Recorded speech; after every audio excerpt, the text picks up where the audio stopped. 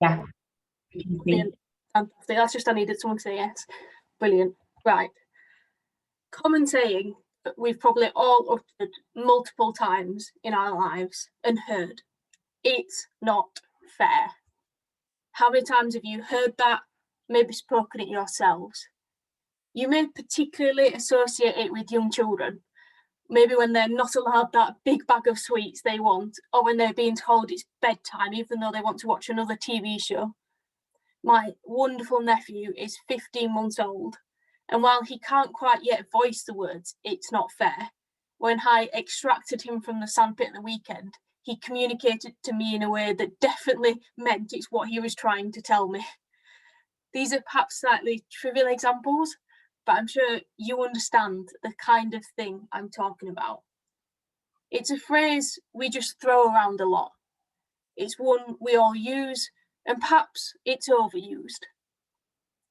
But since I started working at TLG, I regularly come across stories, issues, challenges faced by children and families here in the UK that honestly makes me say with conviction, it's not fair. I'm just going to show you a short video now. I've just realised I need to share my sound with you as well, which will hopefully introduce this to you. Fingers crossed this works.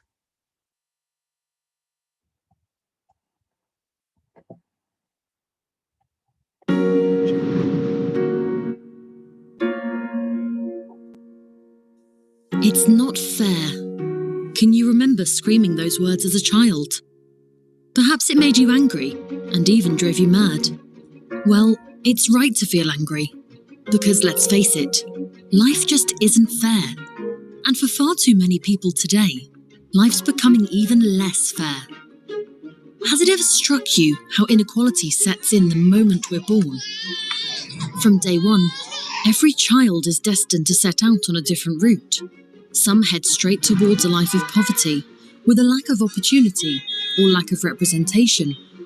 Meanwhile, others get fast-tracked and end up streets ahead. They're not worried about having opportunities, enough money, or feeling accepted. So it's very easy to see how life just isn't fair. How can it be fair when over 4 million children in the UK live in poverty? This means in a class of 30 children, 21 are more likely to be fast-tracked ahead, while 9 are more likely to be left struggling behind. It's not fair when a child growing up in poverty is less likely to do well at school. In fact, they're more likely to be excluded from school. They can only dream of going on holiday, and their life expectancy is often shorter. In the meantime, their richer counterparts are zooming streets ahead. But here's the thing, this isn't just about money. It's not that simple. Take a child with special educational needs. They're 7 times more likely to be excluded from school than other children. Or what about ethnicity? With more than 1 in 4 black children eligible for free school meals, black pupils are more likely to be living in poverty. And with school exclusion rates nearly 3 times higher among black children than the rest of the school population, how's it fair when black pupils are more likely to face a stop sign when it comes to school? The bottom line is that life isn't fair for far too many children in the UK.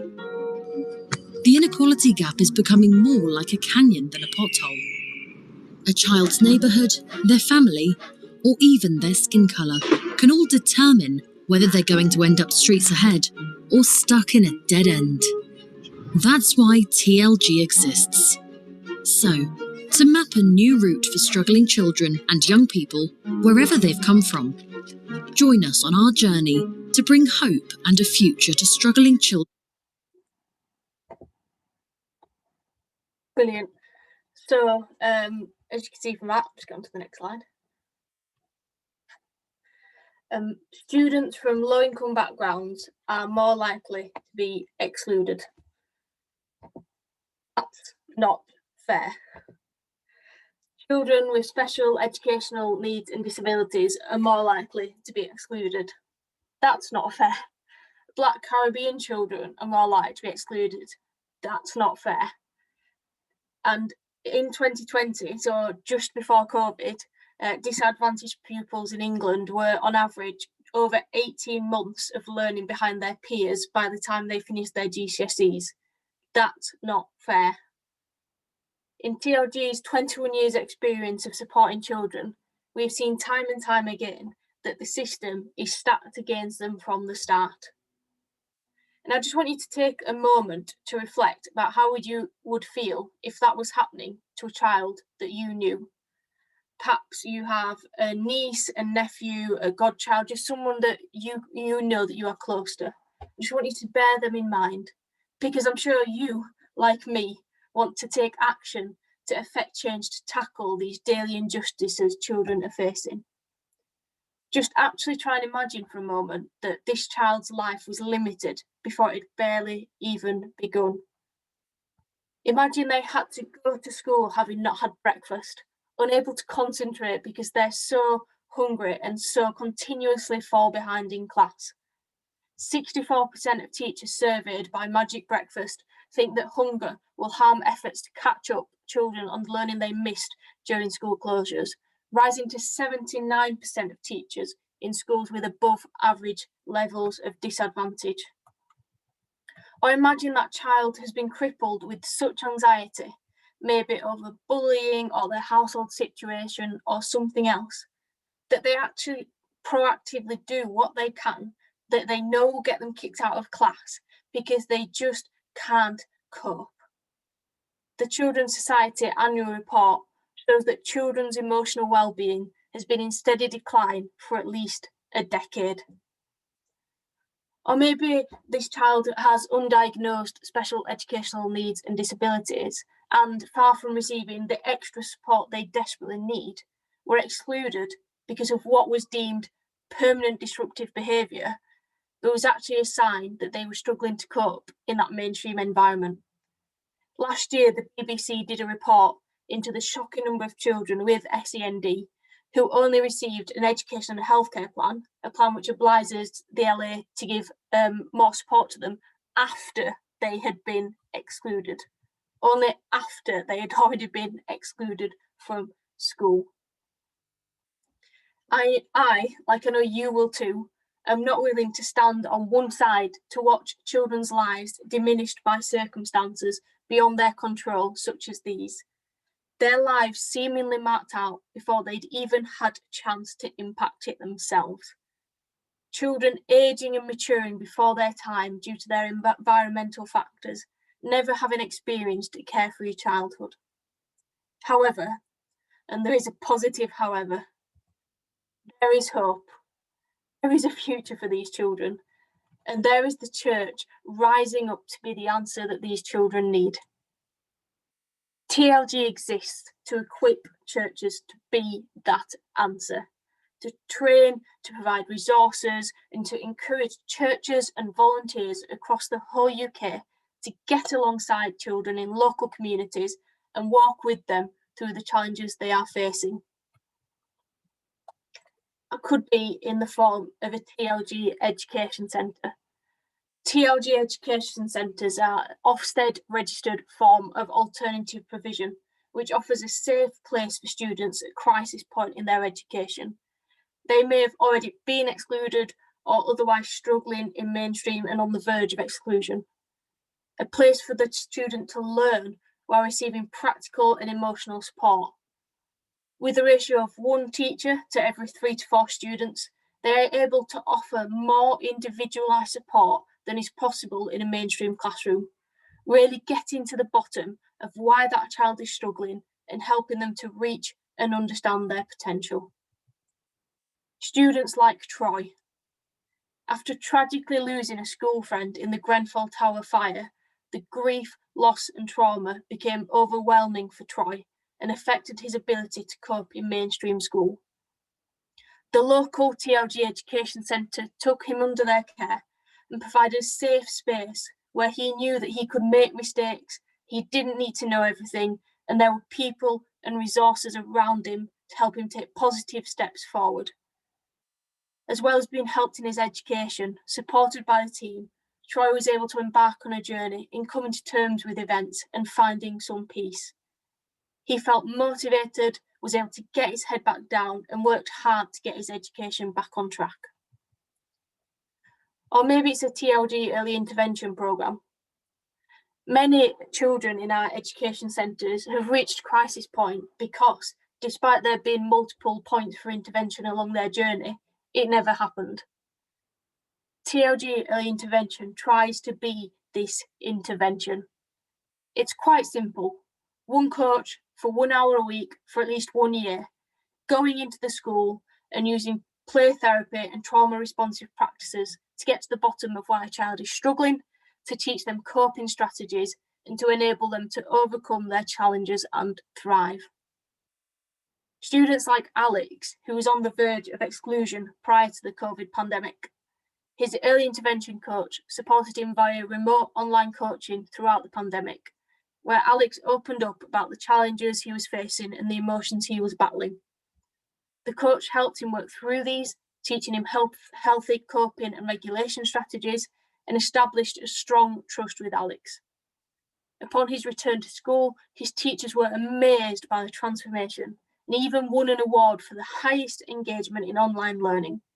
Alex, who was once facing permanent exclusion and crisis, is now so full of hope for his future and wants to become a pilot. Or it could be a TLG Mate Lunch Club. TLG Mate Lunch Clubs offer food and community provision during the school holidays for families who would otherwise be at risk of hunger, as free school meal provision usually stops during the school holidays. These clubs are about more than just that initial food provision though, with many also teaching families how to cook on a budget, offering activities for the children and a community for parents to get to know each other and to, I guess, just share what they're facing together and knowing they are not alone. Families like Ruben and Sharma and their two children who were struggling financially due to unemployment. But at TLG Mate Lunch, they found a community of volunteers ready to support them in their hour of need, providing food as well as budget recipes and skills on minimising food waste. The two children in particular loved to get involved with making the meals and grew in confidence in the kitchen themselves, thanks to the Mate Lunch Club. Now Ruben and Sharma's financial situation has changed, they have employment, they're more stable. They now volunteer themselves at the Mate Lunch Club, themselves wanting to help others who were in the situation they were. Now, go back, 15 months away now? When COVID hit, we knew we had to take action to ensure children and families were still supported at a time they needed it more than ever. However, at the time, this felt overwhelming. I still remember those initial meetings as a charity. How were we going to balance this increasing need that we knew was going to hit with the challenges of health and social distancing? But our brilliant partner church has stepped up incredibly, with TLG education centres holding remote lessons where the child was not able to be in school and offering a safe environment where they were able to be in school. Our EI coaches used remote coaching and socially distant doorstep visits, and many of our TLG Mate Lunch churches, as well as many other new churches, got involved with our new programme, TLG Box of Hope. TLG Box of Hope continues to provide emergency food and wellbeing parcels. In some cases, churches have been doing it on a weekly basis throughout the pandemic to families at risk of food insecurity.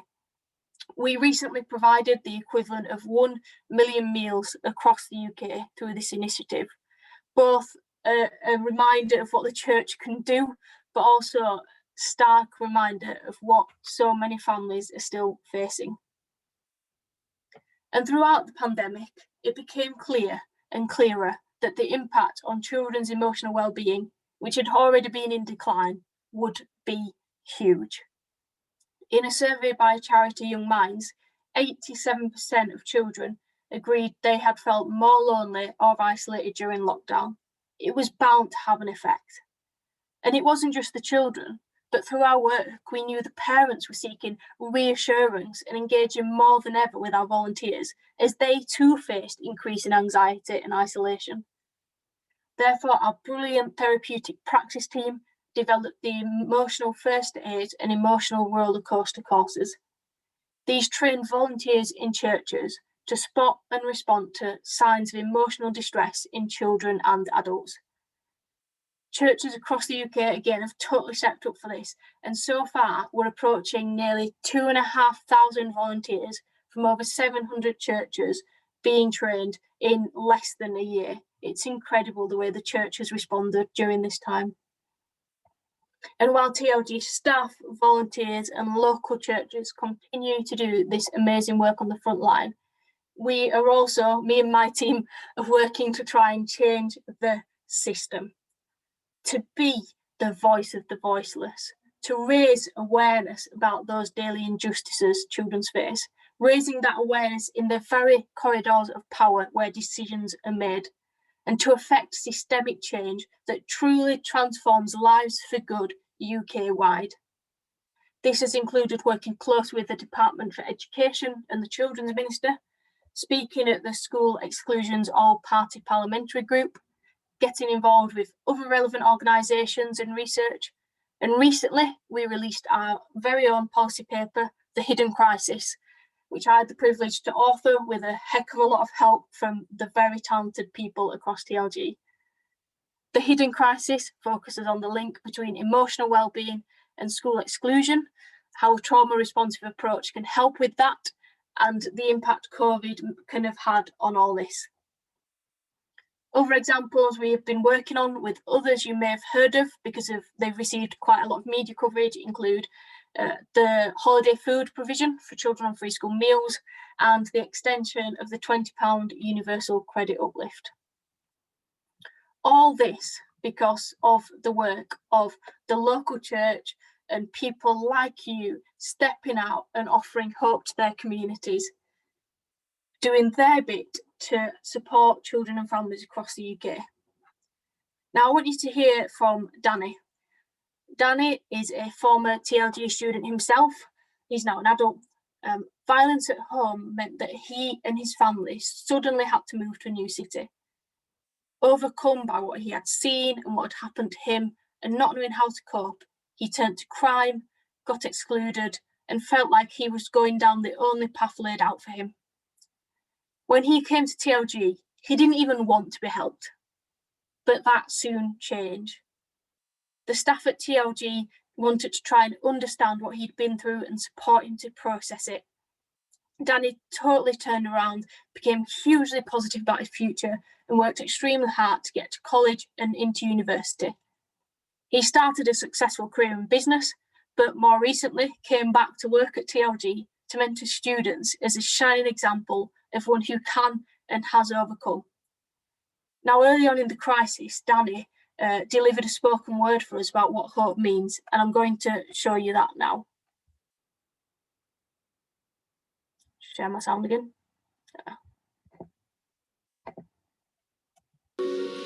Hope is real, hope is what someone should feel. Hope's providing all the young ones and their families a meal. Hope is truth, hope is walking with the youth. Hope is trusting God to make a way, and that's a living proof. Hope is dream, hope is knowing we're a team. Hope is giving you the passion and desire to live your dream. Hope is light, hope is giving you the sight. Hope is giving you the freedom, hope is giving you the right. Hope is when the children's head is in a mess, so we give them our support and showing more and nothing less. Hope is going through the trials and the test, never giving up in making sure you're giving it your best. Hope is you, hope is me, hope is us, hope is giving us a key, hope is asking us to trust. Hope is, see, it's a hope that they miss. Their lives should be priceless, but yet they're in a crisis. Is this a time to be fighting? Or is it time for our minds to combine in each horizon? I want to say what hope should be. Hope should be all of the reasons for the possibility. Thank God for all the charities, especially TLG. Transforming lives for good is what we're hoping you can see. Young kids off the estate, falling deep into the system, all because nobody would listen. And now their hearts are full of hate, slowly losing all their rhythm. Some have been and gone to prison. It's love we need to show them more. Maybe someday there will be a person on the right side of the law, providing hope and nothing more. May their futures be much brighter than it's ever been before. Hope is, it's hope. that we believe in. It's hope that we are needing. Let's create an element of hope, because hope is a key to a future generation. Thank you.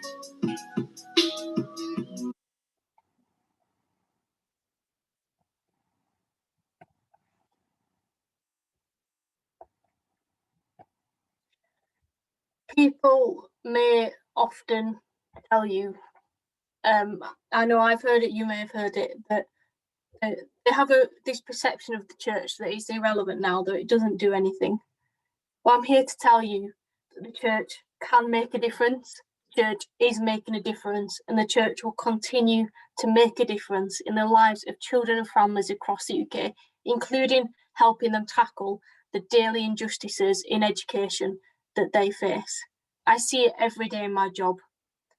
And actually, statistics have shown that over the current pandemic, people's perceptions of the church have massively changed for the better, as they've seen them rise up and be the answer to the need that we've seen. But it's not just the church as a whole, it's individuals too. Individuals like you who are committed to playing their part, whatever it may look like, stand up for children across the UK and show them that they do have a hope and a future. The people who volunteer for us, pray for us, and who give to us. We're so grateful to you all for the incredible work you're doing fundraising for TLG. You are joining a like-minded army of thousands of others who support our work. We're thankful to every single one of you, and I know if the children could speak for themselves here today, they would say they are thankful too. But while we may be looking ahead excited for Freedom Days, it's been deemed, albeit a little further down the line when we thought, we know that there are many children and families across the UK for whom the pandemic is far from over.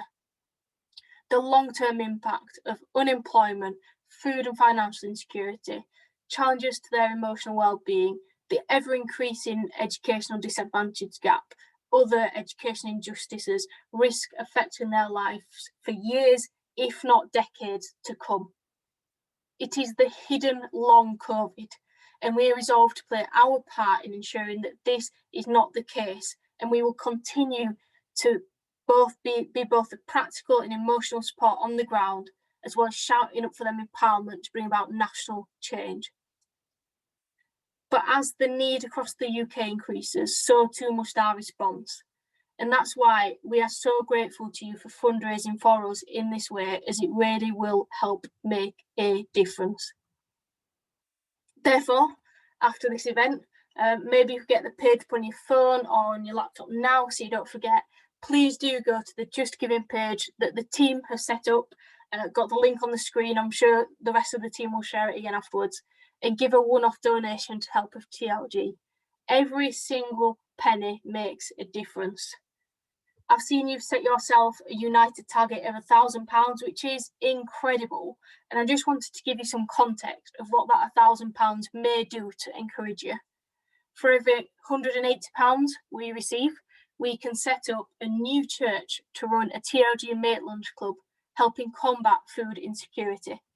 For every £300 we receive, we can enable a child attending one of our education centres to have a dedicated member of staff helping them and their family access the wider love and support of the local church. And for every £720 we receive, which is amazing to see you guys are aiming even above that, it means a struggling child can receive one-to-one support from an early intervention coach for a whole year.